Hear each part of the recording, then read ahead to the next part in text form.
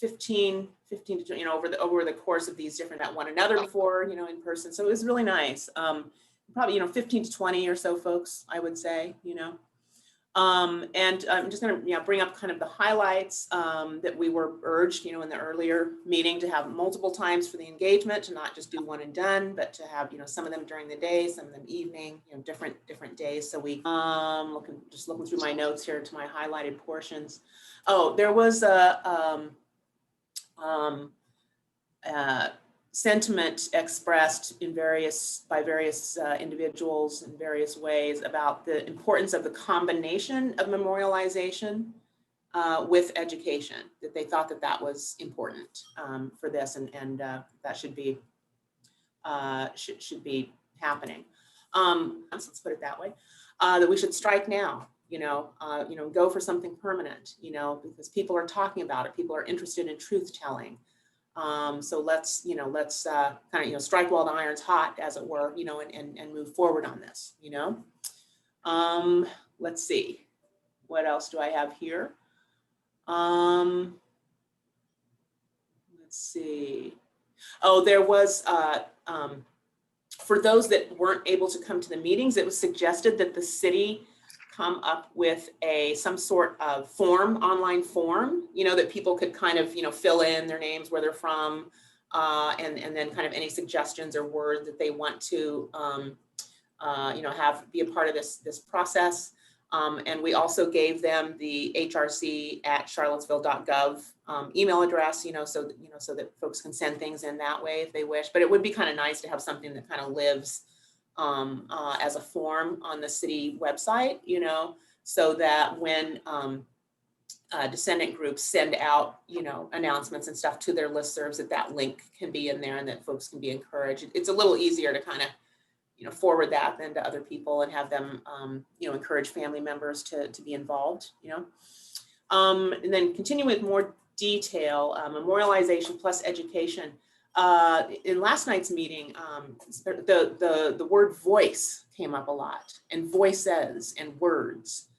So I feel like, we're kind of getting a little bit more refined, in the ideas, that were coming out, and someone mentioned, the voice of Fountain Hughes, who was a local man here who survived his enslavement, and we have a recorded interview with him about, specifically, he talks about the sale of enslaved people at the courthouse, speaks to that specifically. And then, of course, as we've discussed last year in our HRC meetings, there is the famous, very poignant letter from Mrs. Maria Perkins, the enslaved woman, talking about her son being sold away at the courthouse, and being taken there the next week herself. And so we do have some voices, not very many, but we do.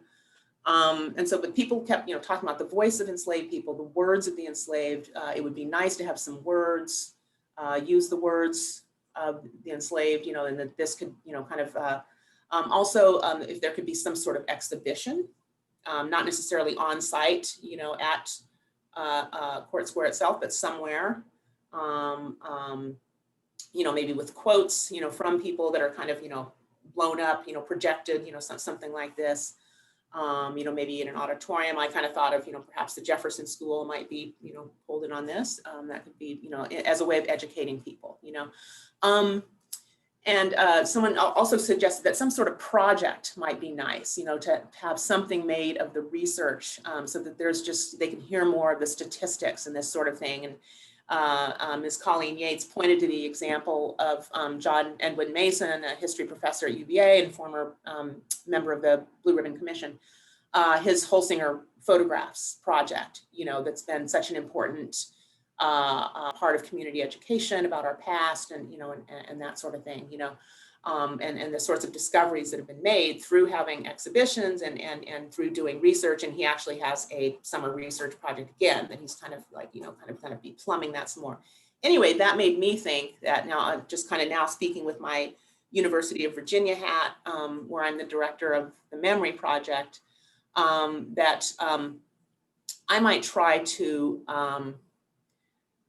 have a research project there, I think, that employs, say graduate student researchers, that this, or maybe advanced undergraduate history majors, in plumbing, some of these archival archives here, to look at this thing. One of the Descendants who was at the meeting, Ms. Joan Burton, has herself done some of this research, but it seems like there's a need to really, I think if we could kind of multiply those efforts, and expand a team. So I'm gonna, well, we can talk more about that, but that's something that I'm interested in having the memory project take up, is to do that sort of research, the kind of research that was done at the University of Virginia, for, a good decade-ish or so, for the past decade, just kind of plumbing the depths of the archives there at the University of Virginia in an attempt to, kind of excavate the information that we have on enslaved laborers there. And it's that information that was brought up that has been, so I've got a book here somewhere, here it is. Wonderful. Probably can't see it. Yeah, it's called Educated in Tyranny. And it's, slavery at Thomas Jefferson's University. And symposia, conferences, and then ultimately the most kind of physical manifestation of the results of that research and that process of engagement is, of course, the monument itself, which is such a beautiful piece and just so creative, such a creative statement there, wins many awards. So anyway, so that's something that I'm interested in following up on, and doing something there to kind of augment this educational component.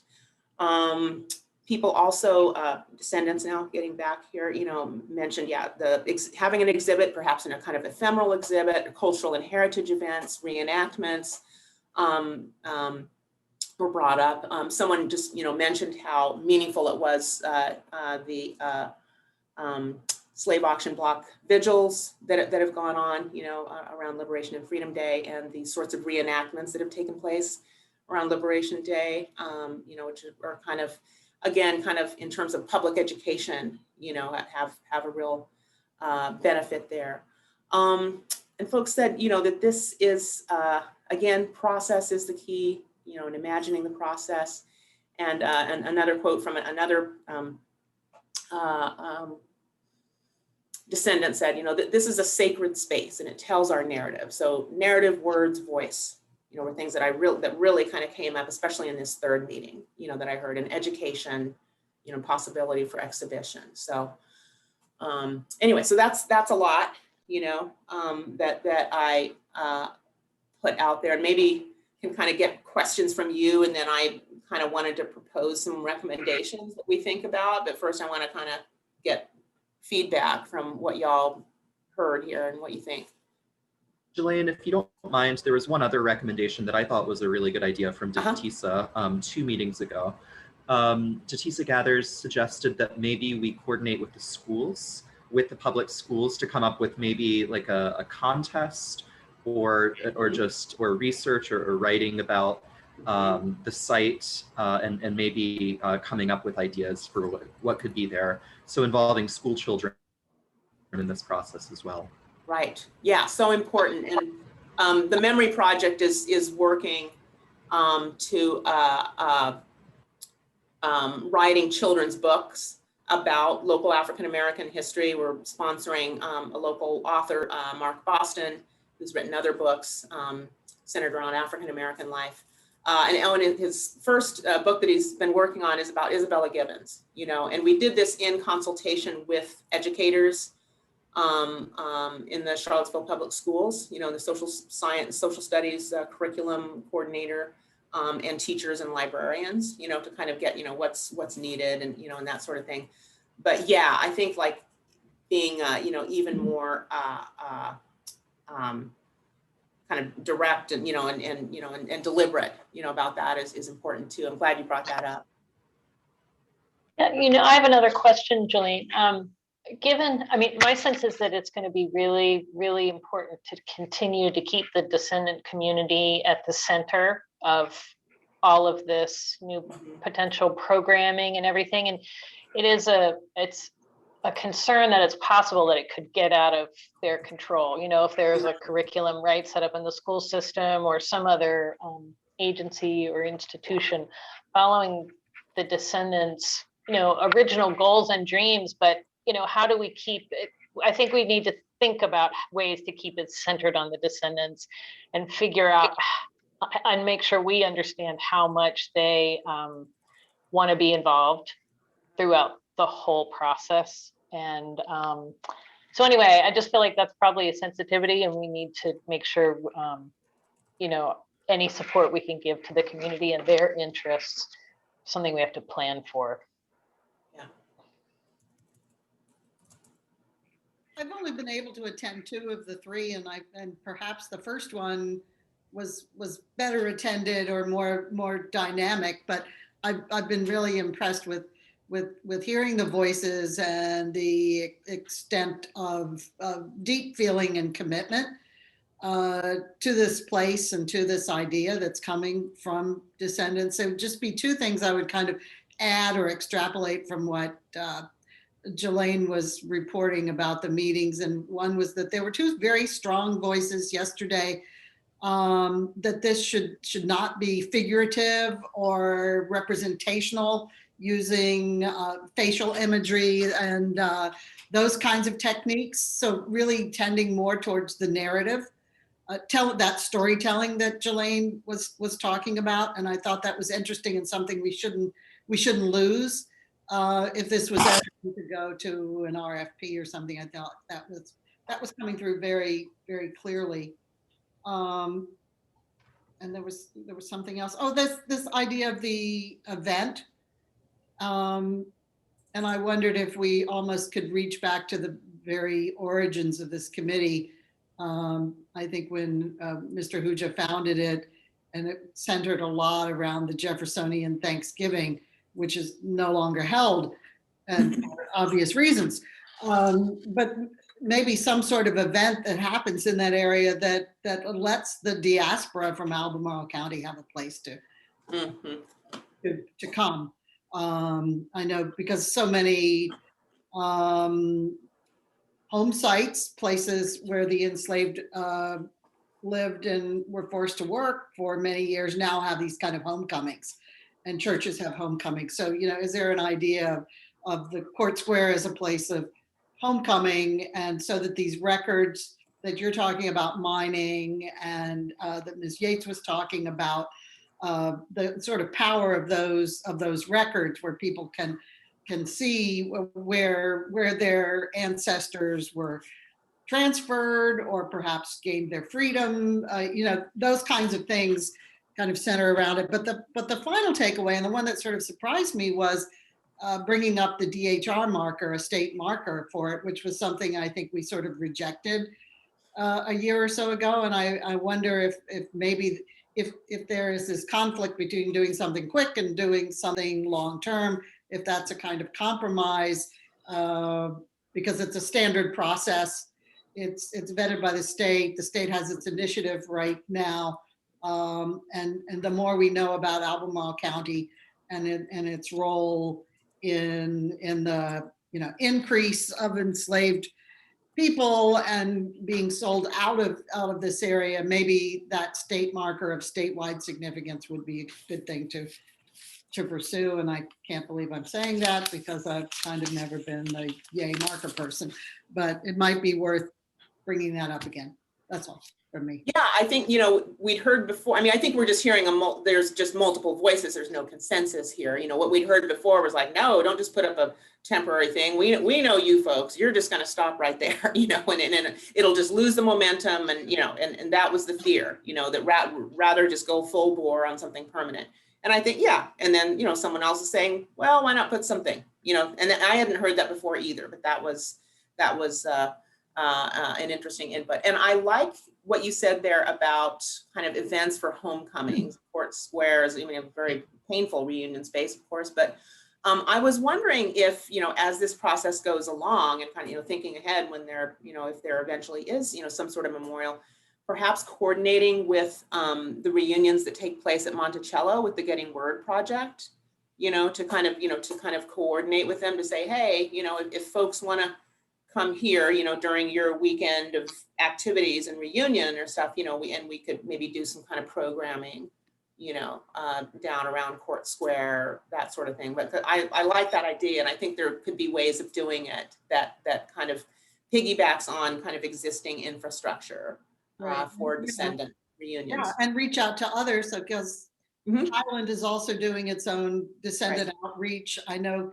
I was in an earlier meeting yesterday where Lenore McQueen, who has family background at Morven, I invited her to come, but she, I guess, had other commitments last evening. But there are all these parallel efforts going on, and I'm sure there are individual family efforts that are going on. I know Kay, I think, has something that's outside of Albemarle, but so many families are doing that. And when Calvin was talking yesterday about the Hughes family, and then I'm like, oh, okay, I think I have some Hugheses in my background somewhere. So, how does everyone link into this? I think we could do a broader reach out.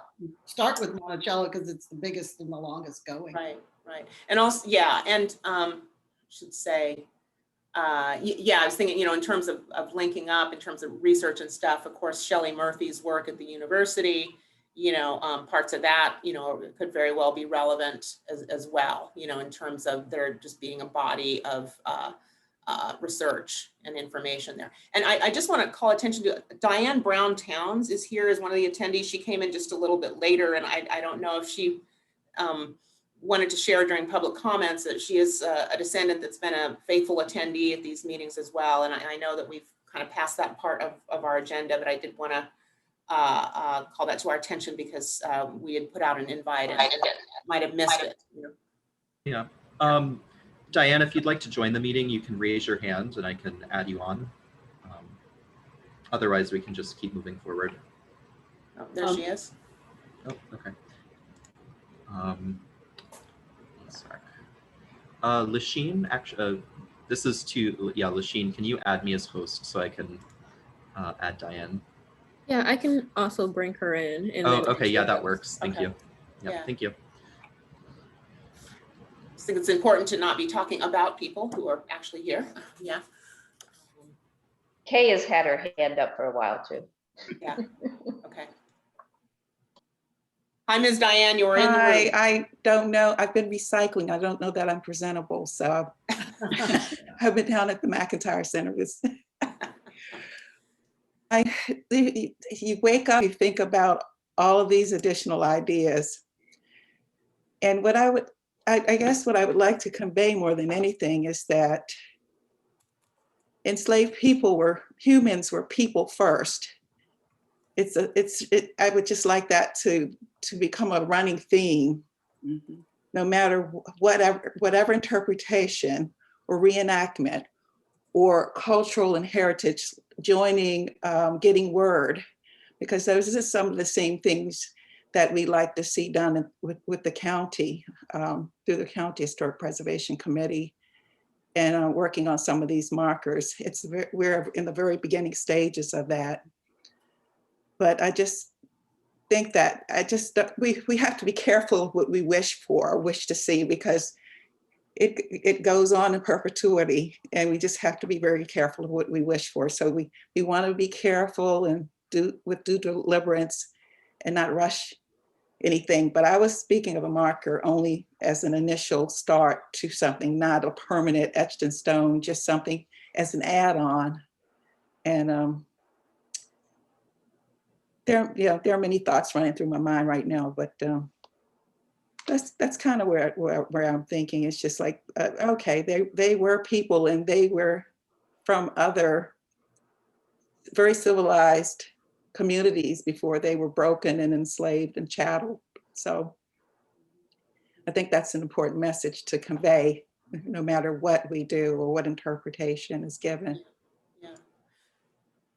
Thank you, Ms. Diane. I've started referring to the area as a human trafficking site in order to put, because that's what it was, in order to put human first, and to, there's of course been a nomenclature, kind of best practices among historians is, talk about enslaved people. I've started talking about, like, for instance, Maria Perkins, who we have that, very poignant letter from her, that, she was a mother who was enslaved. She was an enslaved mother, that's, she was a mom. Right. that's, and to, to humanize people, or, that, such, there's some people that were, musicians, a violinist, one, I can't remember, somebody out there at Monticello, I can't remember who now, was a very talented violinist. Maybe this, it's an enslaved violinist or an enslaved mason, or, just that. But I think it's important, and totally agree with what you said here, Ms. Diane, about the humanity. Can I just want to interject something as staff. Robert and I have been asked on a couple of occasions, that people say, so you're building a statue, you're building a monument, or you're building a something, and we've had to say, no, this process is not, we're not doing anything, and we're not promising anything.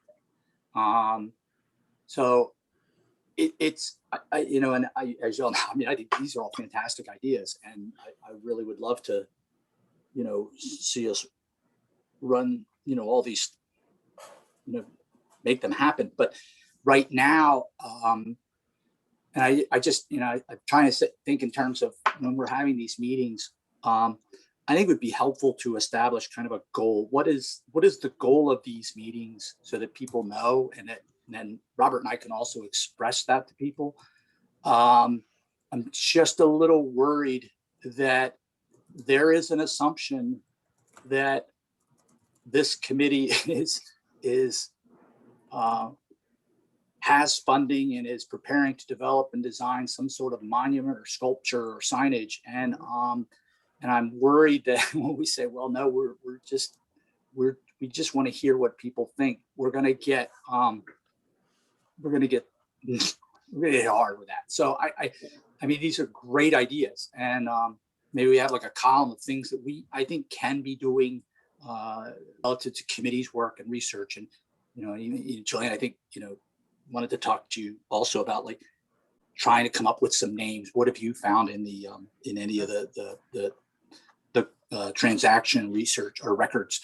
But as far as these meetings go, what two things we can say to people: the purpose of these meetings, and I think currently the purpose is to hear how does the Senate community, what do they think about having these broader listening sessions?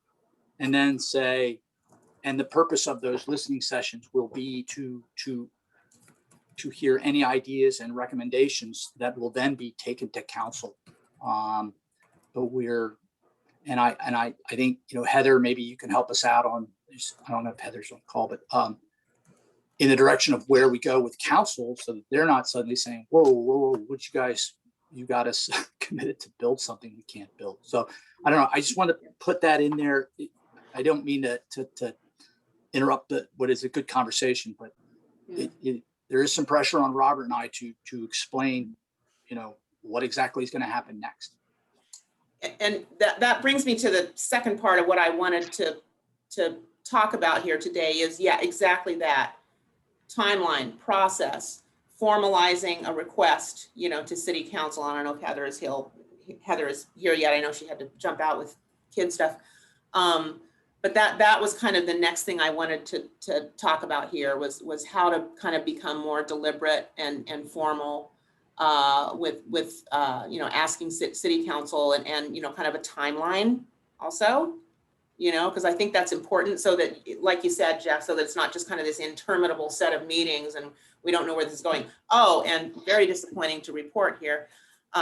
Andrea Douglas got back word from the Mellon Foundation, and we were not invited to send our application on, for their monument, which we thought, oh, that would just be such a perfect thing. And we were, told by, that we would be good candidates for that. But unfortunately, that is not a source that is in the offing, so just to kind of take that off the table. And so that brings us back to City Council. I see Heather is back now, and I don't know where funding is. And of course, there was, I think, $1 million put away, in 2017 in order to realize some of the goals of the Blue Ribbon Commission, some of which is removal. But of course, there are other things, as well, that were articulated in the Blue Ribbon Commission final report. Among them, something that was really felt to be urgent was this slave auction block. So I agree, Jeff, that we need to really articulate what's the goal of the meetings. And I would go further and say it'd be good to have a timeline and making a formal request to council, about, asking about funding and about, the process, so that we're not just kind of dragging people along, and also city staff. I'm sensitive to the fact that, people are the community is very interested in this, and you're getting peppered with questions, and we don't know yet. So I think it would be good to see what we can get from council in terms of funding and timeline specifically. I'd sort of like to just go full on retro. One of the other things that came up in regard to the marker was coordinating with the county's committee.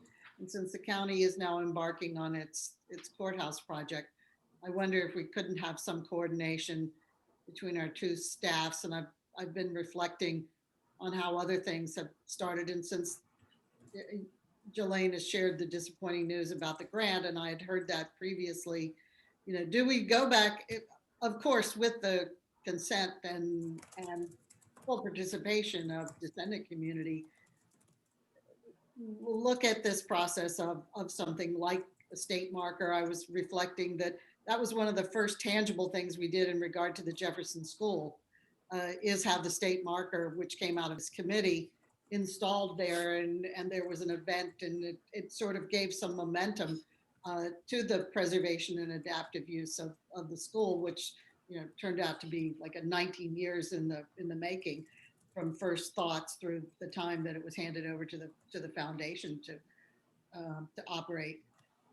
So maybe something like that would work. I was also thinking, because we have issues with vandalism and so forth and so on, a state marker is a state marker, and it has the backing of the Commonwealth, so that if it were to be purloined or damaged, or that is a higher offense, because it has the heft of the Commonwealth behind it. So I can't believe I'm here saying that, but I think it's a straightforward process. It has steps. It would show progress, and it might be a catalyst for other better things to happen later. We hope, but I wouldn't want to pursue that. I wouldn't want to siphon our energy toward that away from like this straight ahead, like going to council and saying, we want this, just being very clear, that. It's like a prelude. It's like, this is not it. Yeah. I would just want our primary energy going, at least initially, with not even nailing some things down. Anyway. I'd like to add something I've been trying to for a while. One thing, it seems to me, and I thought of this when you were talking about narrative and getting the voices out, and that is, in sort of a more 21st century, whatever monument ends up being there, having some kind of electronic where we could have the voices, where we could have both the Fountain Hughes thing and someone reading from the Maria Perkins letter, or other things that are turned up. And I was thinking this also would fit in, I mean, we haven't gotten there yet, but when we're talking about the map and the,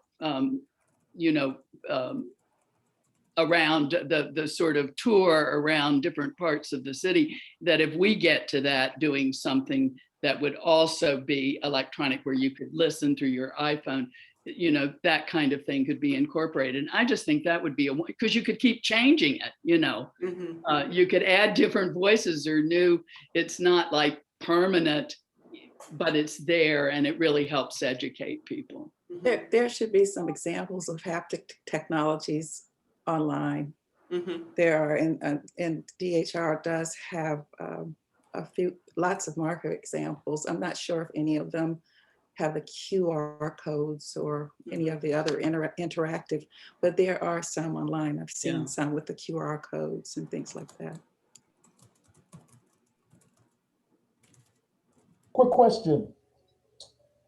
Since you've been meeting with the Descendants, sometimes when you start planting seeds, sometimes people have interesting kind of expectations. Thus far, have you gotten some insight about what their expectations are?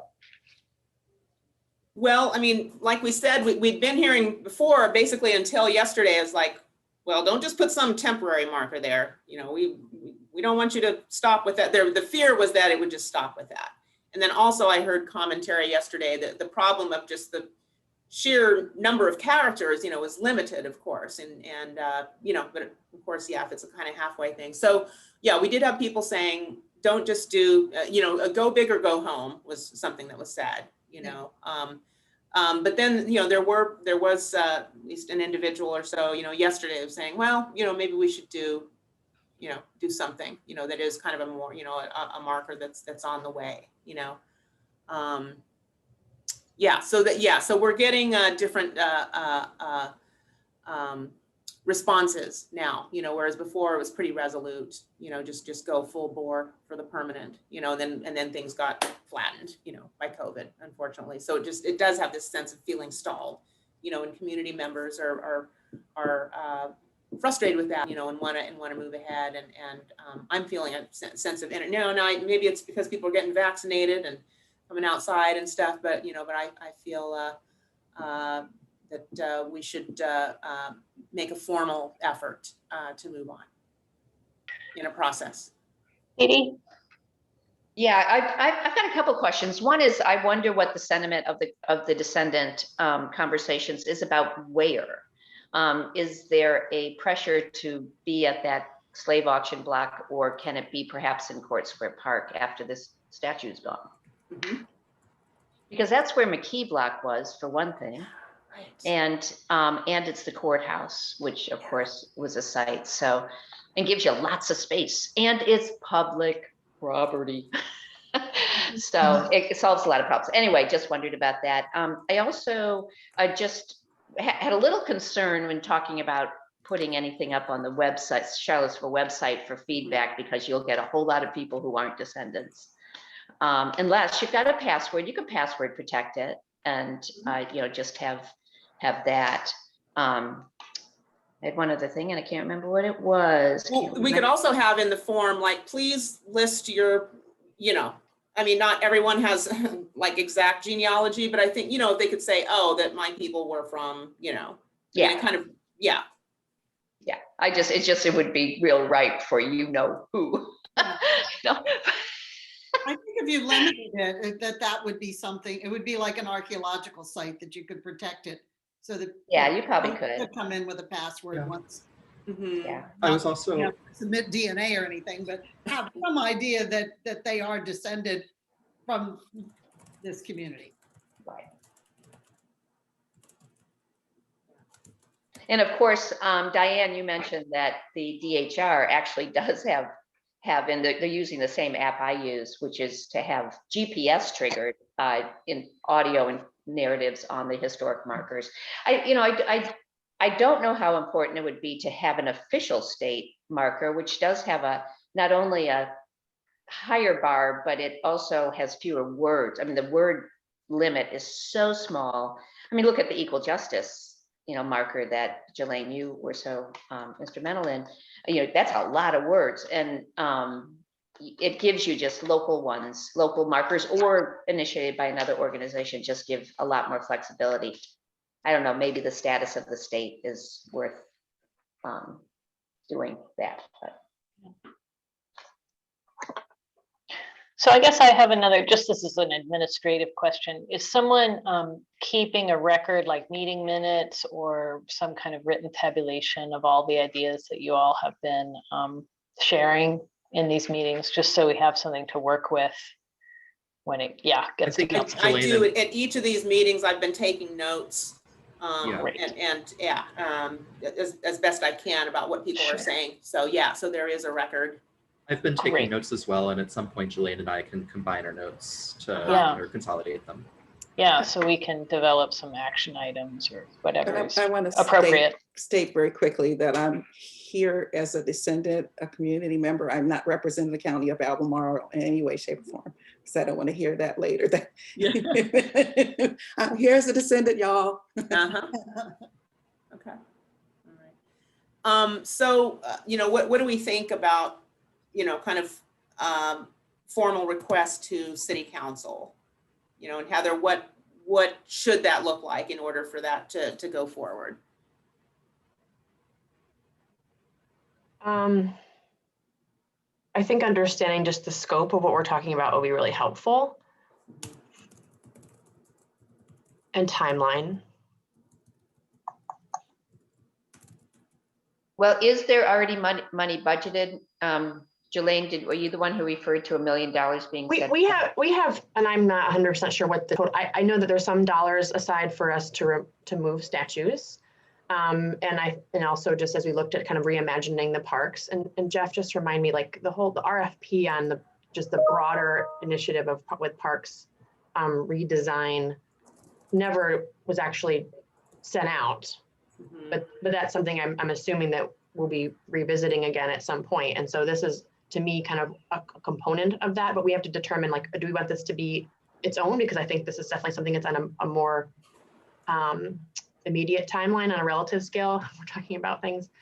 And so I think it is a good time, because it hasn't even been with this current council that any of these conversations have happened, for us just to kind of reground as a committee on what is our vision for what are our priorities for what we would add to ask of the city, relative to both this location as well as the broader parks redesign. Yeah, I like that idea that Dee Dee had about at the former, like, think big. You know, what about at the former site of McKee Row? You know, I mean, before the Jackson statue, you know, I mean, yeah, which was a, free Black community and others, there. But yeah, maybe this could be something that combines, the thinking and funding and energy around Blue Ribbon Commission goals. And I thought there was $1 million put aside in 2017. That's the figure that sticks in my mind. But and I don't know, how much of that, or if there's a separate fund for the removal, which I understand is about $250,000 each statue, something like that. So that poof, but if there's a way to kind of combine this with, BRC goals, that is, and parks redesign, and to just really think big, perhaps that's something to think about. Yeah, and I would just say too, whatever we write to council, and this may go without saying, but just to ensure that the Descendant community group is a continued stakeholder in every single point in this. So for a park redesign, sign development, all that stuff, I would love to get that in black and white written down when it goes to recommendations. I'm going to be like just fiscally realistic too. I think we need to prioritize among all these things. I think this is a priority among the bigger scaled things, meaning how we address this need. Because I can just tell you, with the schools and everything that we're considering right now, there isn't going to be in boundless amounts of resources. But which is what speaks to combining some of these initiatives too, so that you're not talking about asking for 5 different pots of money. You're asking for the one that's already been prioritized. And that's why I just think it's helpful to kind of streamline these things, but also identify what are the priorities? Like, what is the thing that we want to make sure that we really do well first? I just want to point out something, since there's a lot of institutional memory necessarily in the city anymore. Maybe Kay would remember this.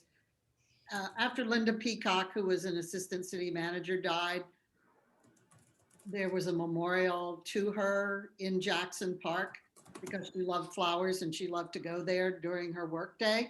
And she walked through the park every day on her way, to and from. I don't know if that has a geographic extent, but there is a portion, or there is something that at one time was done officially for Linda Peacock. That what? I'm sorry. Her name was Linda Peacock. She was an assistant city manager. She died sometime in the, I believe, early 2000s. And there were, I don't know that there was ever anything that physically named it for her, but there is a portion of Jackson Park that was intended to be a memorial to Linda Peacock. Oakland was her married name. So we just should be aware of that as we move forward. Especially, is there a constituency that you think is going to push for that? Well, her husband lives down the street from me, and her daughter lives in Belmont. I mean, so their 2 family members are still here. I'm just saying, we don't have many memorials to women, and she is a woman, and a portion of the park, or all, I don't know the extent of it, but there is something that happened in the early 2000s. And this was made official? I believe it was. I didn't attend. Do you remember any of this, Kay? No, I wasn't there. I do, when you're talking about it, I think there was some kind of memorial, but actually there are a lot of those if you look around the city. Yeah, anyway, just putting it out there because there are things that fall through the cracks.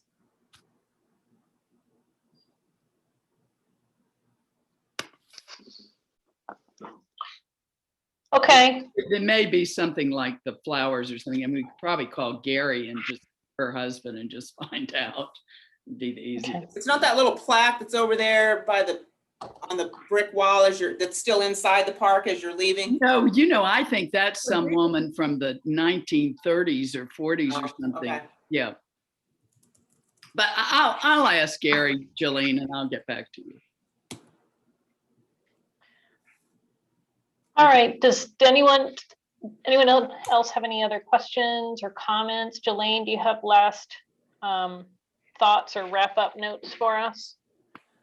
Well, we don't at this moment have a future meeting planned, kind of a consult meeting with Descendants. We've kind of mapped them out, these three, and we're kind of going to wait to see what COVID restrictions were like, for the summer before we kind of went too far into the summer. So, yeah, so I don't know about, where we are with that. And I'm also sensitive to the fact that I don't want to keep asking people to come to meetings when we don't have a clear time.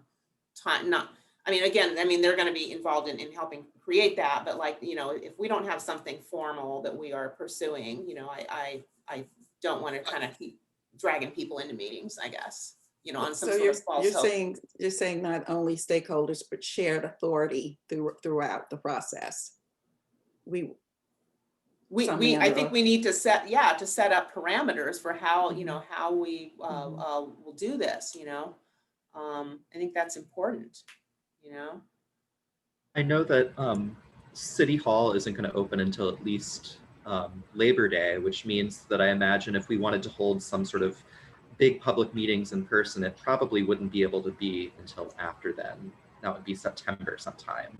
So maybe before then we can finalize some sort of, or get a more concrete idea of a request from council, a timeline, some sort of sense of a scope. And then when we kind of move forward with larger public meetings in person, we'll have all of those in mind. I like that idea, and that's a nice kind of goal. I think it's like, okay, after Labor Day, when the city is meeting in person, then we can do those kind of large, and then we can use the intervening time, these next 3 months, to really put the word out to as broad a circle of Descendants as possible that, after Labor Day, we would want to have, and it also gives us the time over this, the next several months here to consult with City Council about a timeline and about money.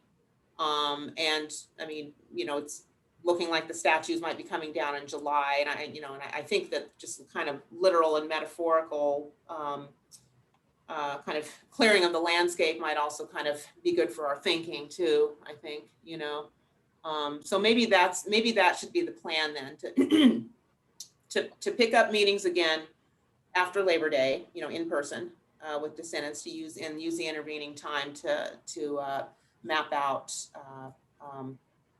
with folks, Descendant folks, like what that might look like. And what do folks think of that? I think that makes a lot of sense.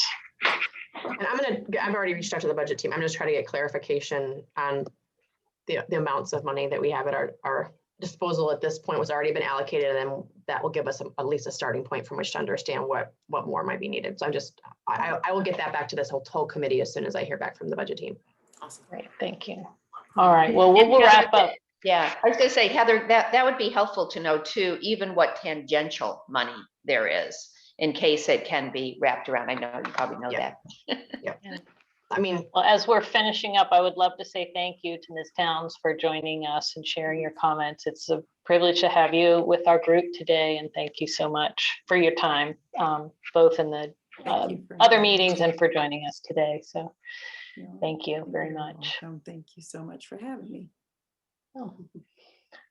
All right, well, let's move on to the walking tour map subcommittee. I'm afraid we're about to lose Clay. But yeah, sorry guys. So maybe can you all give us an update? Before Clay leaves, Clay, is there anything you'd like to say? Because I know you got to log off at noon. Yeah, I'm sorry I have to depart. I got a family meeting at noon today, dealing with an ill relative. Oh, okay. But before I depart, I think that DD and Kay have, they've met and they've come up with some wonderful ideas. So hopefully they'll be made mention of today. And so we can move forward with this project. Thanks, Clay. Thanks. We actually, Kay and I just emailed that we didn't actually meet, but yeah, just to take it from there hasn't been a lot of progress. It's really, really frustrating that we can't meet as a subcommittee. We're sort of it's summer, and I don't want to say that's why we haven't probably made more progress, but we are still going on this idea of having 3 sort of distinct geographies, and haven't really fleshed out time periods. I know that was not popular to limit it to time periods, and I don't think we need to do that. And of just the only conversations I know we've had are around whether it's a flowing narrative versus a site-specific kind of tour. But again, the 3 areas were Port Square, the downtown mall, and then a 3rd one that is under the banner of more like around Market Street, sort of coming from Vinegar Hill Park around to Market Street, perhaps under the banner of civil rights and other social and racial justice issues. So we're talking more, probably in that case, more 20th century. But I wish I could say we have more. Kay, do you have anything to add? Well, I think as we've just the little bit we've done in the last couple of days of writing more, I think that helps. Yeah. To begin to see what we can do and what the limits are, and and at some point we can have something that we could share with people, and then I think it could be helpful. And again, I want to say, as I said earlier about when we were talking about the enslaved peoples, the auction block, I do think doing something electronically as well will be really good, something that people, instead of just reading everything, and we can have a lot more different voices. Maybe I'm busy. I don't know. Pardon? Oh, I think we lost her. Dee, I don't know if you can hear. Yeah, Can you not hear me? Everybody but me freezes, so I assume I'm probably the one who's freezing for you, so. No, I freeze too. Yeah, I mean, yeah, I couldn't agree with you more, as you can imagine, Kay, that, and it's really just not that big a leap. The biggest factor, as Jelaine was pointing out in the prior conversation, is voice. And you really want to have appropriate voices and authentic voices. Yeah, and I think we really could do that, because you can record and you can talk to different people and have appropriate people for different ones of the sites. So. And something that I always wanted to, in fact, when I started this,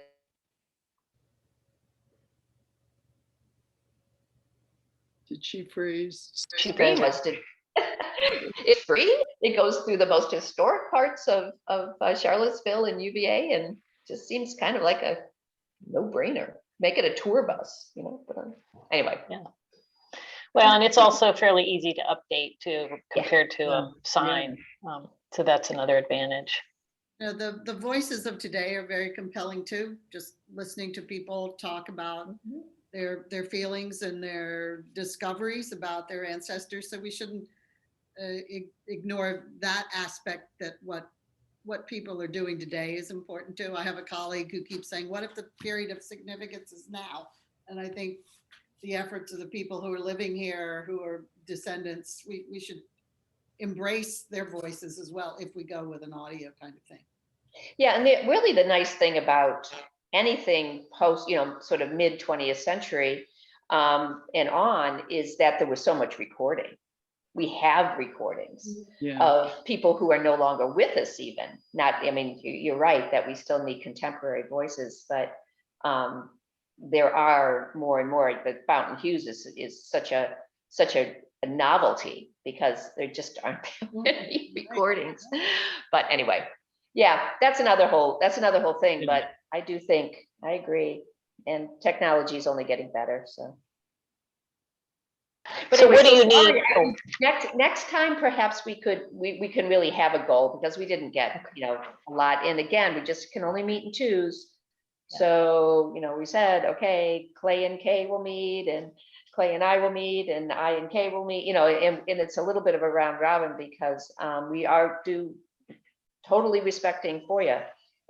But I'm really disappointed that the city's not going to open publicly till later day, because it's such, it just holds us back so much. We can Anyway. request one subcommittee meeting a month.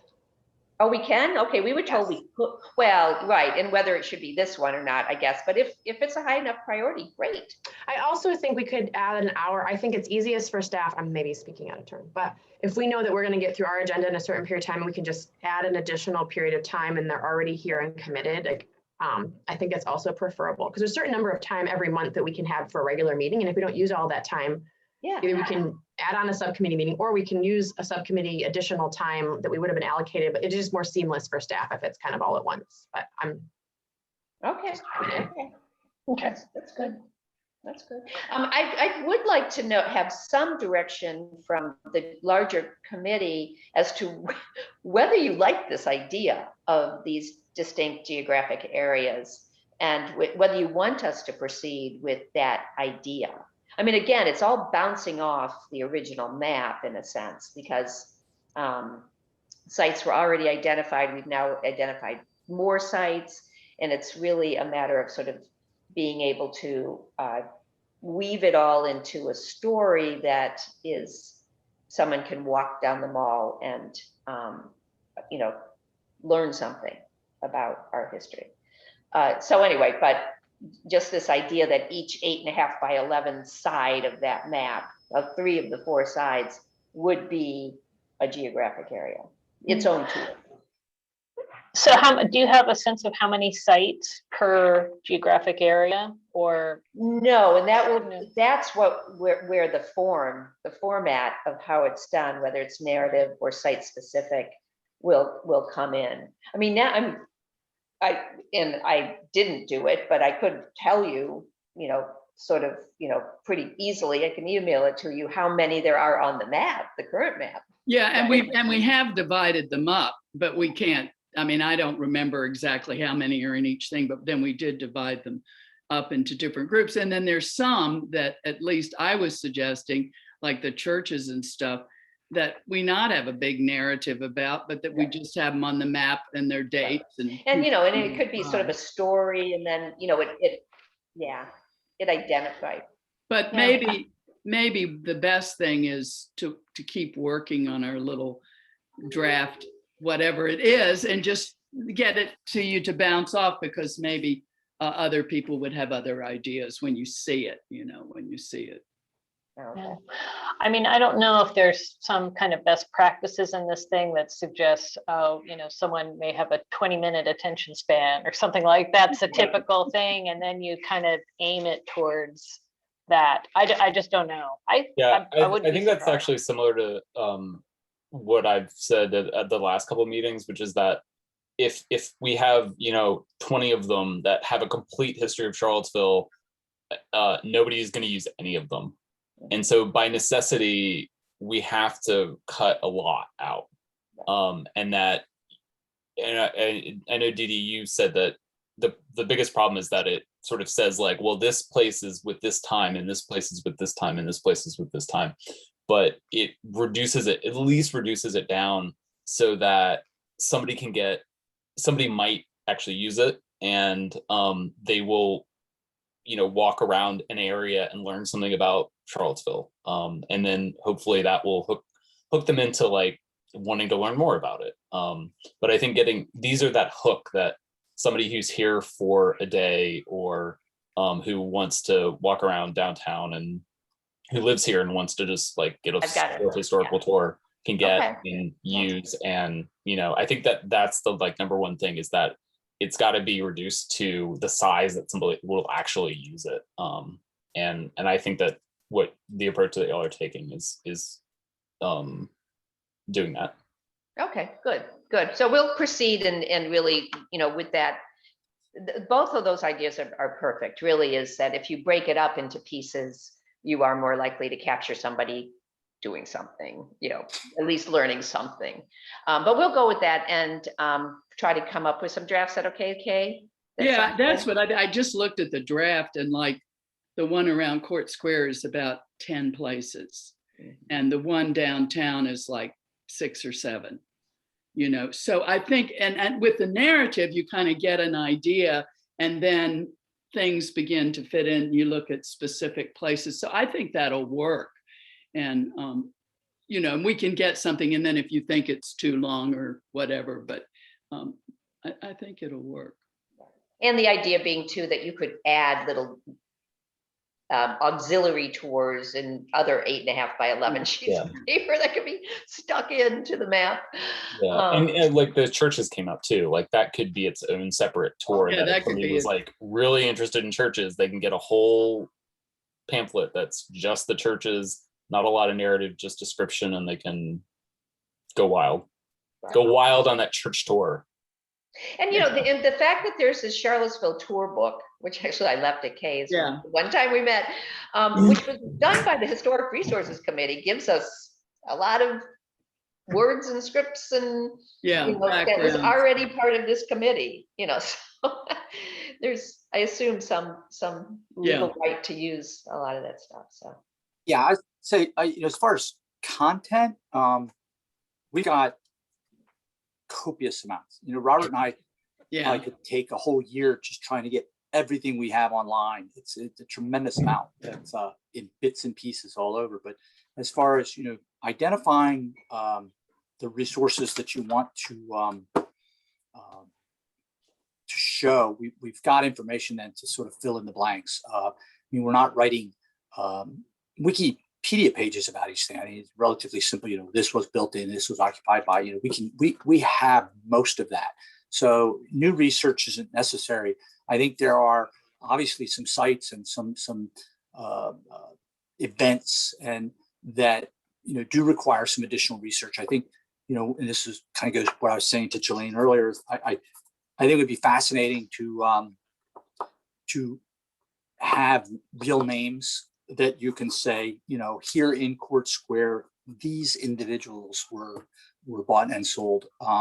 And that, you know, that's a body of research that we don't have. But as far as, you know, sort of filling in a map of places, buildings, the architecture, if you come up with a list, very good chance that we've got what we need.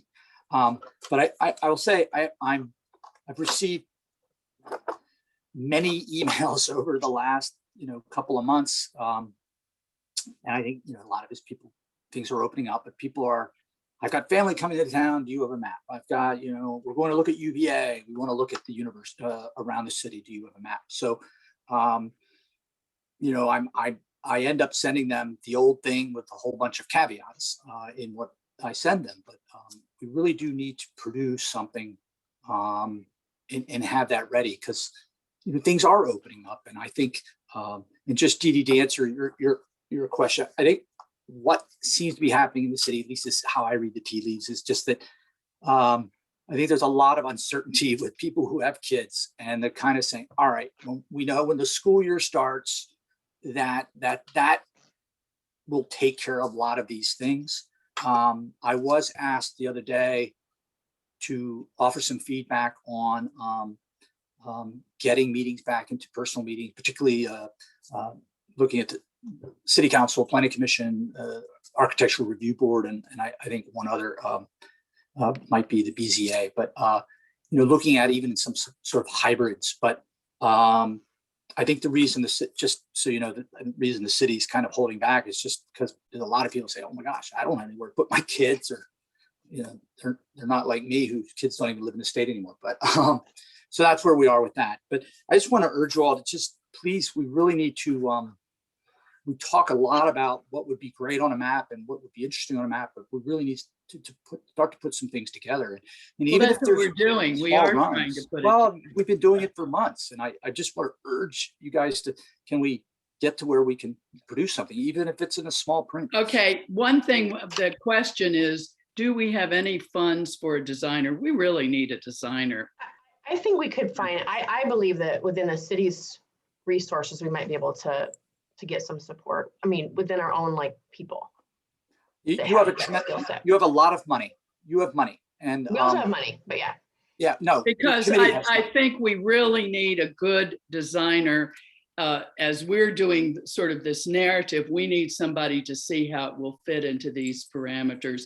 And I think that's very important, and probably to get somebody sooner rather than later as we're working on the I don't know anyone on staff that throughout the city that does that. I know Possibly. people not on staff, but and that's why I'm asking if we. Yeah, can you know, possibly Madeline might be, you know, at a point where she could be maybe helpful in some of this, and even as a paid consultant, And familiar it'll with be the under topic. an amount where we have to go through a procurement process. I mean, this isn't going to be Absolutely, but I don't And think we're talking what about is that amount?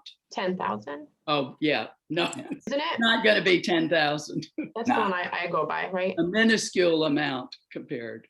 And No, if I there think is, you're right. We should just have someone that we find locally. And I think someone locally would find interest in it and might Yeah, give us a better rate.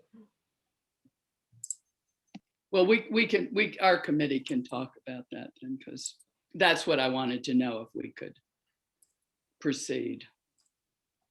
Yeah, like I said, you have funds to do things. And I encourage you to use funds. Yes. Yes, Right. we would make progress if we use some funds. Yes. Yep. Right. All right. Well, thank you so much for that update. I think that's great. To And members of the subcommittee, we can try to add an extra hour, add an extra 30 minutes to the end of next month's meeting. Would you like me to ask to do that? I think that would be great, and that gives us a deadline. And Yeah, then I that don't know if everyone's gives us starting that, the and we chat. can see what we can do in the course of this month. Yeah. Okay. And I will. And as Lasheen put in the chat, you know, that way that Sister Cities Commission has kind of worked around this is they use their subcommittee time and they just have back-to-back. So if there's multiple subcommittees in the future, before we get back to absolute normal, we want to have meet, we can just allocate a stretch of time and just say, okay, this subcommittee will go for this window, this subcommittee will meet for this window. And then we're not asking staff for multiple subcommittee meetings at once, because it really is about just getting them together and supporting us. Okay. And it is more of an hour time frame in that situation. Thank you. Thank you to communication staff. yeah, thank you. Okay, so that's a wrap up on the walking tour. Can we move now? So we're not doing the statute disposition, but we are talking about some updates on statute documentation. And I think Jelaine can give us some update on that. Yeah, well, I was thinking that it would be good to have a high resolution digital, 3D digital scan made of the statues so that we have that preserved. And last year when the county had the Johnny Reb statue removed, the UVA library staff, the UVA library has some whiz bang really fancy equipment that, you know, is not just everybody has, you know, but the UVA library does have this equipment, and they had, you know, the equipment, and a trained technician who operates it came and did a very detailed scan of the Johnny Reb statue. And that's, you know, that's a lot of data too. And then the UVA library has the capacity for maintaining that and having access to it. And I'm guessing, I don't know, you know, that the county itself probably wouldn't, you know, have those kind of computing resources or web, you know, resource to store that kind of thing. But of course the library does. So I was wondering if we could make a formal request to the UVA library, which, you know, and this is in their interest too. There are, you know, scholars there. at the Now Center and the History Department, me with the Memory Project, and others who are interested, in having, a 3D digital scan, of these objects before they are removed, so that we have a record of that. So I'm wondering if we can make a formal request to, via, and to loop City Council into this, so that, and the city manager, to ask the UVA library if they would make scans of the Jackson and Lee statues before they are removed. And also, I think, while we're at it, we should ask about the Lewis and Clark and Sacagawea statue as well, just, all three of those. I think that they already have plans in place to do the George Rogers Clark one. I mean, because of course that's owned by UVA itself, but these other three that are in the city, it seems like it'd be good to, have a record of that. So what do folks think of that? I think it's good. I think it's best practices in historic preservation, practice to document historic objects and artifacts like that before they're removed. So I think that's entirely consistent with the kinds of things we should be recommending. Okay. And I want to second that. I have had experience recently with Will Rourke, who did these fabulous scans of the Barbersville ruins up in Barbersville. I mean, incredible. It's like rebuilding the whole thing. So there's so much he can do with it. And they've been very generous and used students. And it's really a great program. Absolutely. And I think that the library staff, including Will, who is the technician in question here, that they would feel more comfortable if there, was a sort of formal request from the city, to do this at this, they're kind of not just going out there on their lonesome, although there are, of course, UVA professors such as myself that also want this done. But if this could be, some kind of a partnership, I think it'd be a nice community service here. I'm volunteering the library for this, that the library could do this as a service to the community, I so move that we make that request of the library. Yeah. Second. I have a question. I'm supportive and I'll support the motion, but I'd like a clarification of ownership. Would the city would the city have ownership? Would the library have ownership? And what would be the reproduction rights to the scans? That's a good point, and that's a question to ask. I mean, I'm just assuming, just as a practical matter, in terms of like actually having the space, I'm guessing that UVA library is better equipped than the city would be to kind of maintain that. But in terms of the rights to it being shared, which I think is about the rights given, the availability of 3D printers. If people are concerned about the reuse of the existing statue, do we want 3D little souvenirs floating around? Interesting. I hadn't even thought of that, Jenny. Thought of that. Yeah, but then, so I mean, I think I would request that if the city did allow the library to do the scans, that they be an open source license, like a Creative Commons license that is basically freely out there, and so the UVA library doesn't have sole ownership of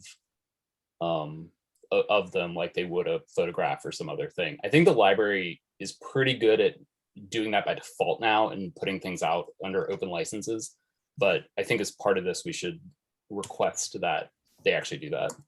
Or that I'll just mention that I'm sure the library can provide guidance that they're for educational scholarly uses. I just don't want to go in a gift shop someday and see a pencil sharpener that someone has put on, created on a 3D printer out of right. Yeah, I mean, I think the thing that you're bringing up right now is sort of the inherent trade-off with open source licenses, that people can do things and that's why I'm not really in favor of open source. Yeah, licenses. but then on the other hand, people can't do good things with them either. And so it's that's why a trade-off. We need to have some kind of agreement so that we don't end up with Robert E. Lee pencil sharpeners that came out of good motives of the city of Charlottesville. Yeah, we already, I mean, there are people out there that, they've made it in images, into commemorative patches, that they wear. I mean, some of the so-called, I mean, this is a thing that people they do. in museums. They have their artifacts, and then they have an educational program, and children can make a little 3D model and take it home as a little souvenir. And that's great if it's part of that museum's collection. I'm just concerned about what is the disposition once this scan would be made. I would like an ironclad agreement between the city and the library about the use of it later. And I'm sure the attorneys and the archivists at UVA can work out something like that. Mm-hmm. But that's a concern I have. Okay. So procedurally, oh, sorry. No, go ahead. Procedurally, if you would like, I've already talked to Mr. Boyles again this morning about this after speaking with Jillian last night.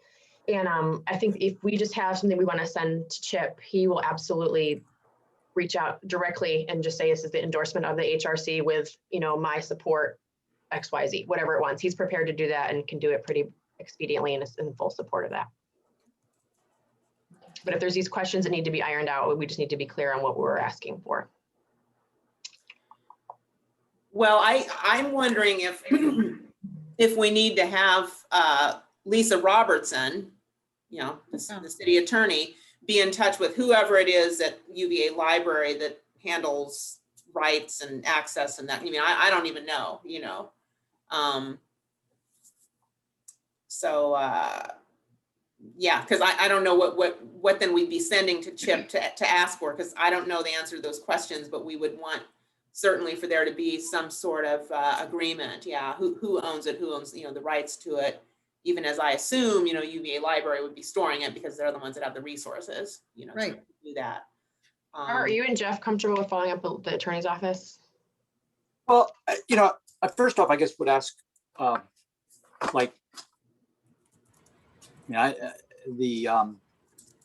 is it we're asking council to invite the university to do this? And I'll be honest, I don't think we need to get council involved. I don't want to. I think that we can do this through the city manager's office. I'm just trying to streamline things. Okay, I got you.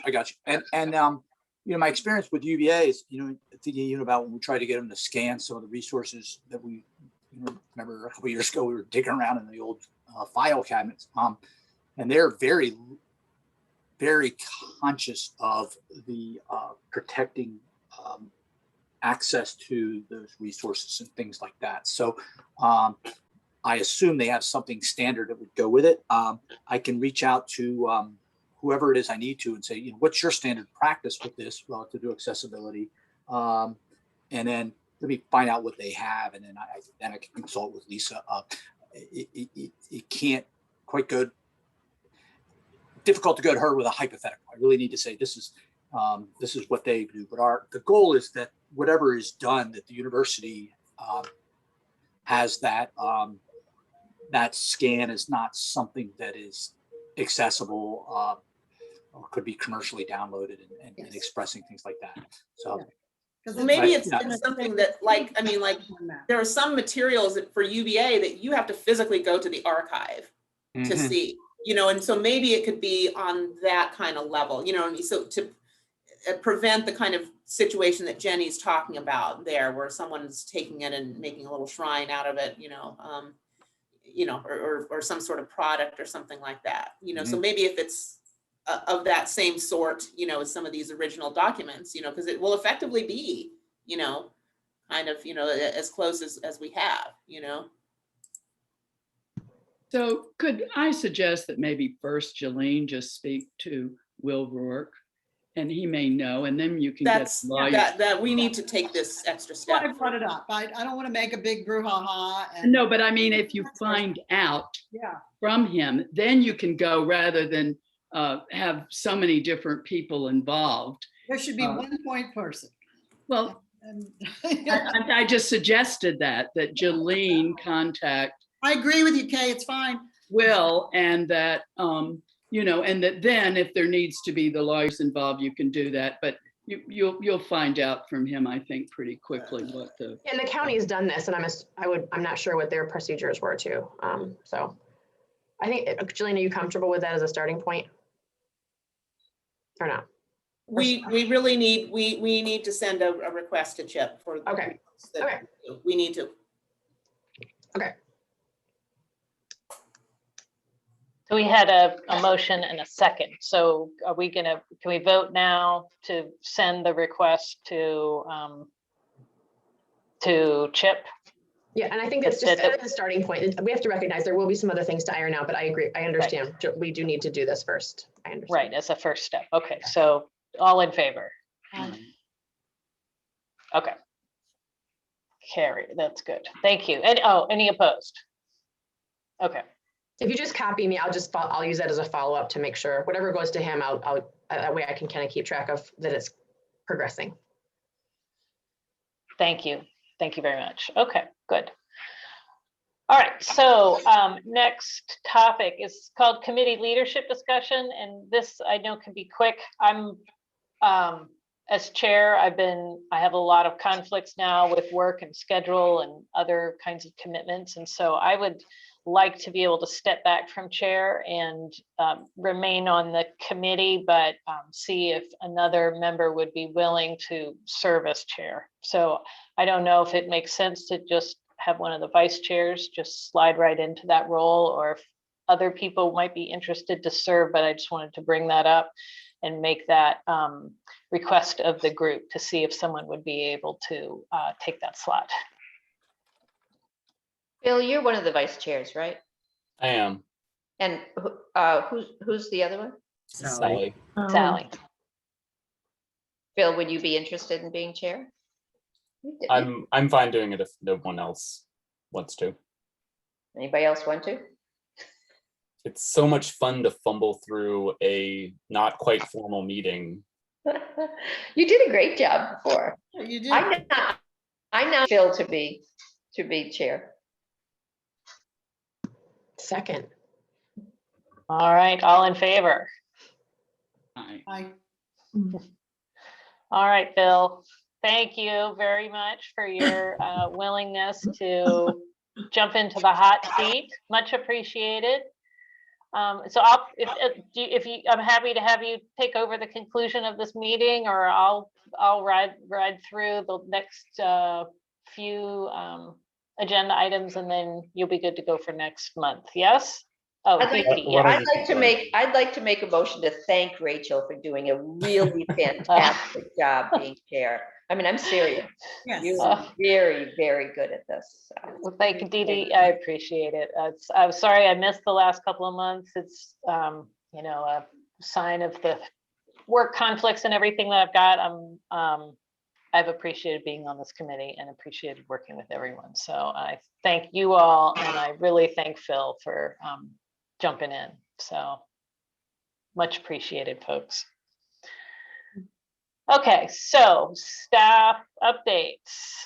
Robert and Jeff, do you all have anything for us? Jeff, I wasn't guess- planning on, yeah. Yeah, I mean, just a couple things. I think you all know the VAR was asked by council to, it was an interesting request to consider council's intent relative to the statutes. And so scratching our heads a little bit about, like, do we just think about it? What does consider mean? But so the BAR, discussed it, and we actually, had a good discussion ahead of time, and then at the meeting, presented or prepared for council a statement, just expressing the BAR and its role as an advisory body to council, and expressing essentially support for removal of the statutes. So that was one step, and I know you all had considered having a statement, but just let you know that occurred. We did hear from DHR a week or so ago. We did get grant funding towards the first phase of the downtown mall study. They actually giving us a little bit more, and I mistyped in my note. We're putting up 10,000, and they're putting up 10,000, so we have $20,000, and this is a grant in which the Department of Historic Resources coordinates the work, and this first phase will be that essentially the PIF level evaluation of the mall. and preparing that and having that submitted for consideration whether or not there's eligibility. So and then next year, we hope to then another round of grant funding will be available. We'll still have 40,000 of the original 50. We'll have that available, maybe get some more grant funding and continue forward with the cultural landscape study portion of that initiative. So those are the two updates I had. And I just had one question. I was curious if you all throw this out there. I was asked the other day about a possible graveyard near Jackson Via Elementary School. This would be at the front northeast corner, not on the school property, but right there at the, I guess if you were heading toward Fry Spring, the first turn into the school parking lot. So I don't know, I haven't gone over there yet, haven't been able to identify anything, but just wondering if any of you all ever heard of anything over in that neck of the woods. Dee Dee, that's your neck, maybe.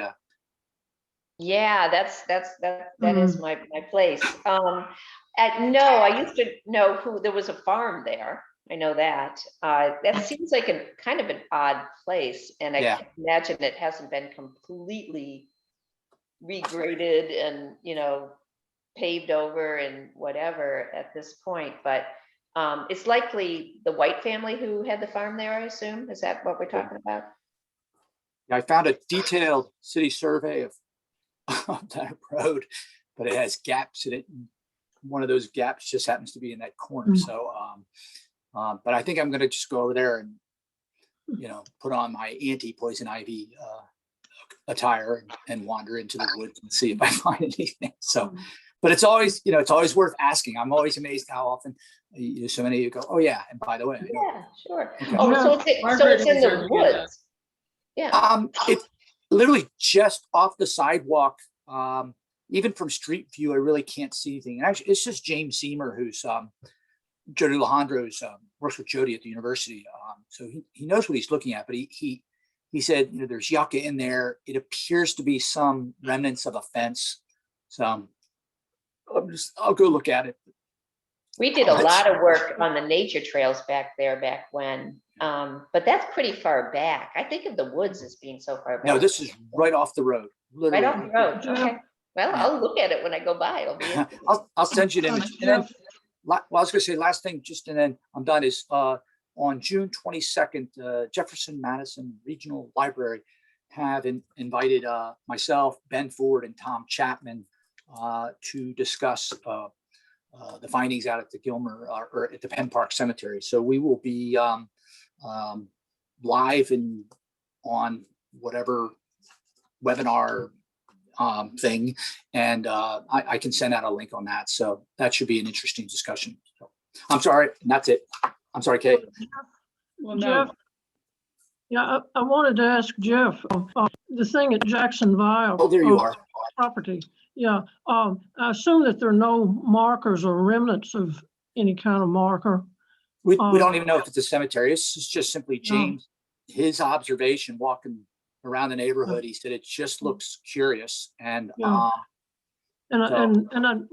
other question is whether there were any visible indentations or whether, and it sounds like nobody's really looked that far yet. Yeah, he doesn't want to walk in there, so I drew the short stick, so I have to. Right. Well, there's some, I guess, slim possibility that the DAR survey of cemeteries in the city and the county could have some indication, but from what you say, it's not entirely likely, not highly likely. But it would be good to know, just what is there, whenever anybody can find out. I'll let you know.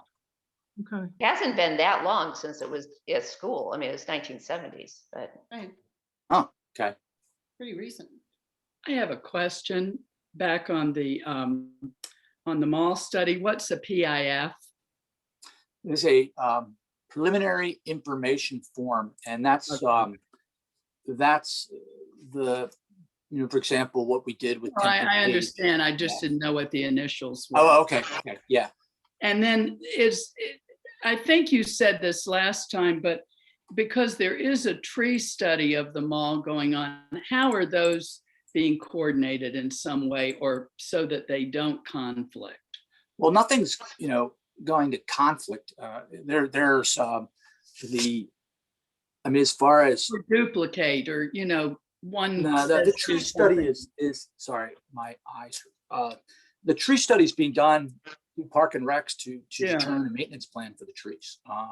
Or, you know, and this has been that that issue that I think folks have been debating longer than I've been with the city, and maybe longer than I've been in the city. But the point of that we have, you know, 50-year-old trees, they're all the same age. And if you all walk out there, you'll see there's some are 3 foot wide and some are 18 inches wide. So, and there's also, we're aware that probably the plantings, the root space below is not sufficient. So, so it's a discussion of what can be done, what needs to be done relative to those trees. As far as, you know, sort of an urban forestry thing. Now, relative to the design and Mr. Halpern's plan and all that, that's what the cultural resource plan will be studied. Now, yes, once you get to the trees and some sort of maintenance proposal that would be part of a CLR, you know, that would have to be dovetailed with what, you know, Parks and Rec is working on. But I don't think there'll be a conflict. The CLR is. Well, it's not necessarily. What does that stand for? I don't know what CLR. Where is Rachel? Could you've got the background on the. Yeah, so CLR is an acronym for a cultural landscape report. Okay. And it's typically a document that includes a historical narrative describing landscapes development over time, and it would address buildings, trees, views, topography, all these kind of characteristics of a landscape. And then a CLR also typically sort of evaluates a historic place in the context of the National Register of Historic Places criteria. And then they can include information on sort of long-term management planning. So they can provide guidelines and recommendations for how to manage change within a historic property. Yeah, Jillian. Yeah, I've got a question here, which has come up before, and we've talked about cultural landscapes, which is about the people who make up that landscape, because I often hear kind of descriptions of buildings and kind of, you know, formal architecture and this sort of thing. And I'm wondering about, you know, yeah, if we're talking about cultural landscape, what about the people?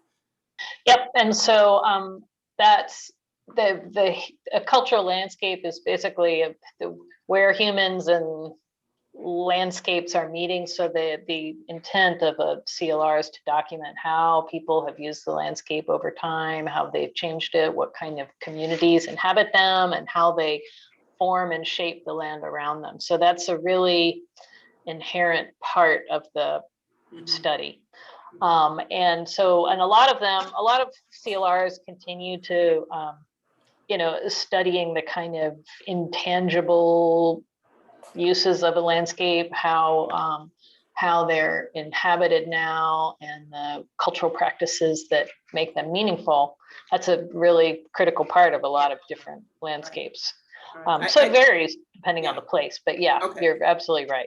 Yeah, I mean, I just wanted to make sure that you know, just all that research that's been done by the, you know, Monticello to Main Street folks, you know, that you know, data is mined, and also just the contemporary concerns about what started out as it's supposed to be an urban forest and a pedestrian walkway, is now, you know, sections of it are leased now to private entities, and it's not really, you know, some of the park feature of it has been lost, or you can only be there if you can afford a $40 steak. I mean, that is part of the cultural landscape. You know, is who feels that they can be there or not, who gets the cops called on them or not in being there, you know. So there's a lot of stuff going on, and I just don't want us to lose sight of that. Yeah, I mean, I know that part of the reason that interest in a study like this popped up was because BAR was getting pinged with lots of kind of ad hoc requests to review proposed changes on the mall. And so one of the goals of the project was just to say, okay, here's a kind of comprehensive set of guidelines that will at least streamline how BAR guides the management of this over time, for little things like whether you have an awning or what kind of lights you're going to have and all that.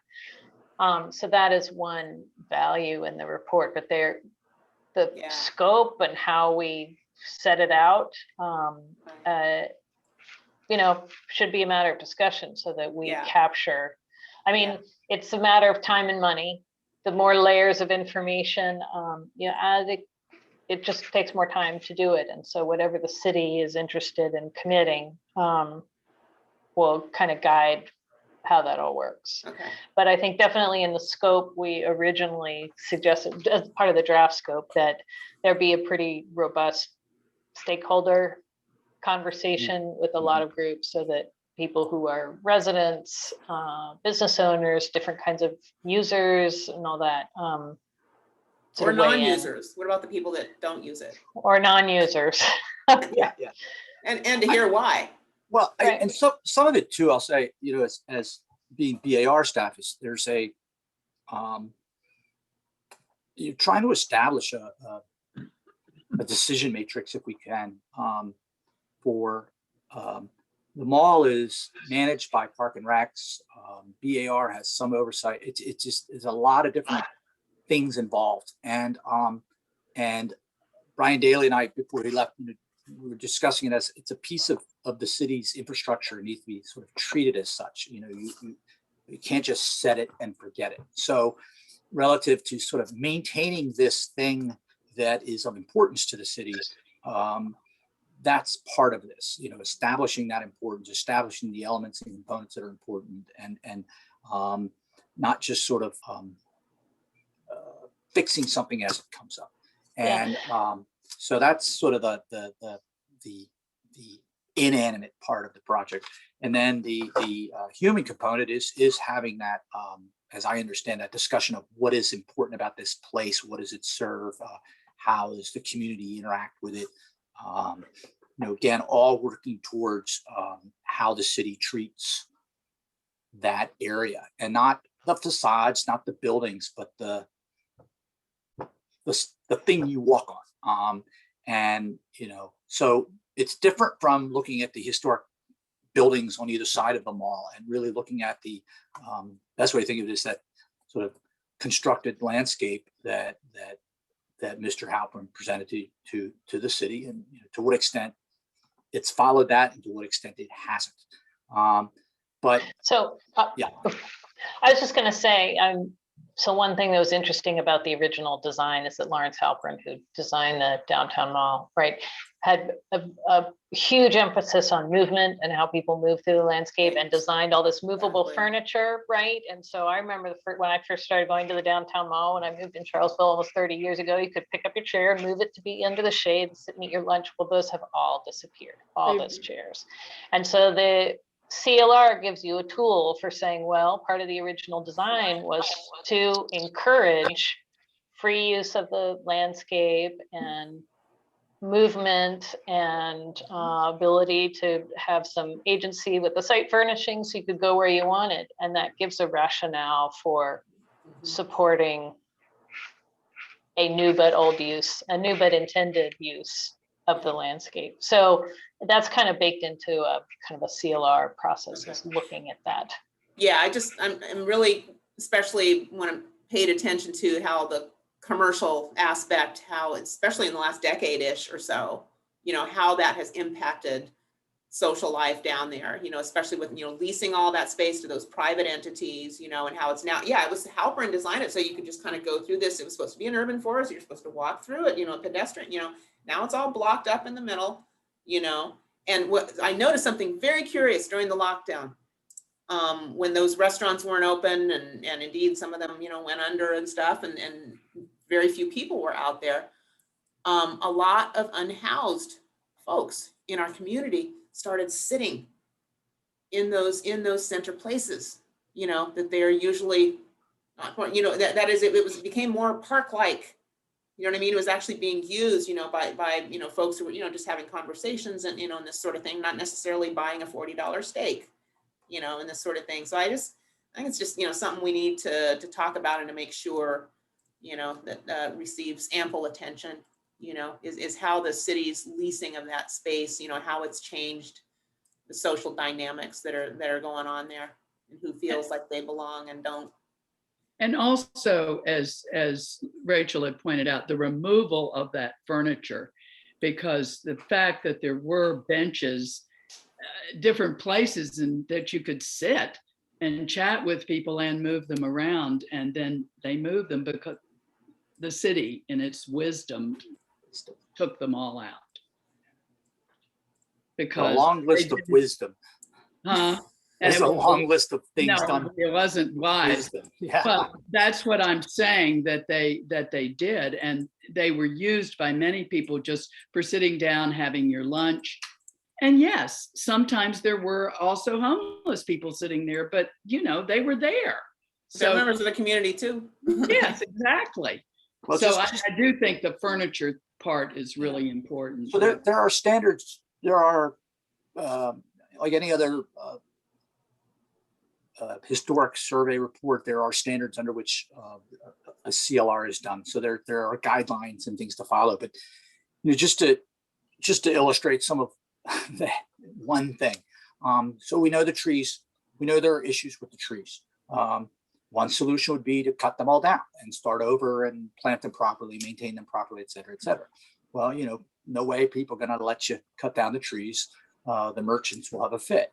And I said, all right, well, I threw an idea. Well, why don't you go down a block and plant new trees there, let them become mature, and then come back. And it's like, oh my God, no, that's not what Halpern designed. And I said, I saw an image of a similar place in Spain where they had draped, almost looked like old sails across the way. And it was, the entire place was shaded. And it was like, oh my God, no, can't do that. You know, that's not what Halpern designed. So there's a standoff here that for every suggestion of a solution, there's a block to that suggestion. And I don't know the answer, and I don't know how we get there, but that's an example of one of the things. The mall trees are they're outgrowing their space. And some of them, because we have ones that are 3 foot tall, are now have an overstory. And the 18-inch ones aren't going to survive. We have a couple that haven't. So instead of 6 trees in a bosque, you might have 5. But Jeff, wait a minute. That's what the tree commission is doing a study on. I don't think at who's this going to make level, the decision? So No, I'm offering you guys not what we have to deal with. I'm just saying this is one of the decisions the city is facing. Who's going to make the decision about what happens? Yeah, so I would just say let's not get into the weeds. Yeah, let's not get into this. Yeah. An example of. Yeah. Oh yeah, let's debate about whether it should be a beer garden. Okay. It's someone will say no. It wasn't in Halpern's drawings, but yeah. But if somebody comes up with an answer, my God, let me know. I will be heroes. Okay, are you guys done with staff updates? Yep, okay. Coordinate agenda for next month. Phil, do you wanna kind of hop into this? Because you will be chair and might have some, you know, it'll be your role to help do that. I mean, one thing that I was thinking was if we don't get the extra hour, that we could just make it a short meeting of an hour and use the second hour for subcommittee time. I don't know if any of the subcommittees, since I've been on, we haven't had any subcommittee meetings, so I don't know if any of the other subcommittees have anything that should be resolved, but we could try to do that. Well, we could use it for the walking tour because we've Yeah. been given this deadline. Right, yeah, sorry, I meant at least the walking tour, but if any other committees. But I need- hope it's not just a subcommittee. I mean, I would hope that the subcommittee can work on it in our 2 and 2 and 2 way and come such that you all can have some real input, and we'll get you something before the meeting.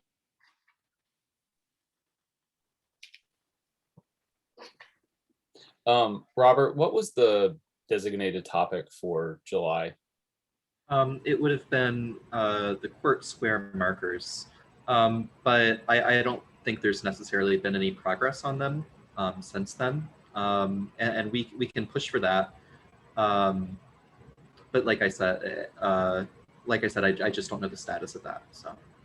Okay, yeah, so maybe we just have a short meeting next month and give over the time to subcommittee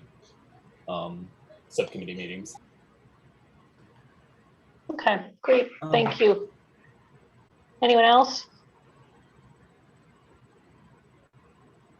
All right, well, announcements. We have a few minutes set aside for announcements. Does anyone have anything that they would like to share?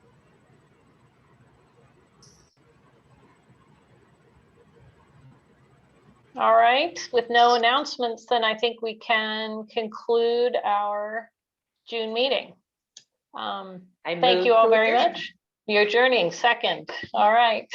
Thanks again, Rachel.